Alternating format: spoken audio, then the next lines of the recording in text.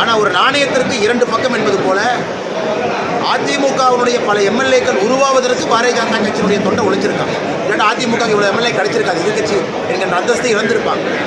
அதனுடைய வெளிப்பாடு 2024 தெளிவாக தெரிஞ்சிருக்கேன். 2024 பாரதிய ஜனதா கட்சியினுடைய வாக்கு பாருங்க, அதிமுகவுடைய வாக்கு பாருங்க. அப்படி இருக்கும் பொழுது அரசியல் தெரிந்த யாருக்குமே தெரியும் அதிமுக வாங்கியிருக்கக்கூடிய எம்எல்ஏக்கள் எத்தனை எம்எல்ஏக்கள் பாரதிய ஜனதா கட்சியினுடைய தொண்டர்கள் கொடுத்தாங்கன்னு அவங்களுக்கு தெரியும். அதனால் வாக்கு சதவீதம் 3 வருஷத்துல அப்படியே மாறிடுமா அவங்களுக்கு தெரியும். அதனால் இன்னைக்கு அதிமுக தன்னுடைய நிலைமையை பார்த்து அவர்கள் பரிதாபப்பட்டுக் கொள்ள வேண்டும்.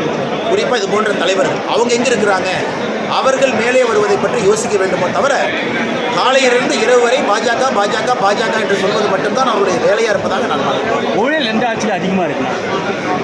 தமிழ்நாடு நான் தொடர்ந்து சொல்வது, தமிழ்நாடு என்பது ஊழல் நிறைந்த ஒரு மாநிலமாக மாறிவிட்டது.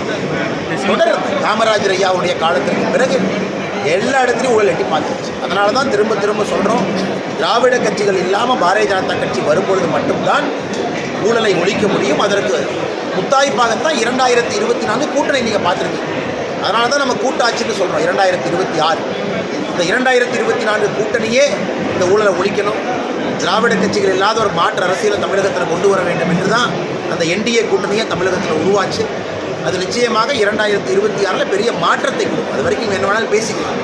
அதிமுகவுடைய சக்தி உங்களுக்கு தெரியும், எனக்கு தெரியும், வாக்கு சதவீதம் மூலமாக வெளிப்பட்டிருக்கிறது.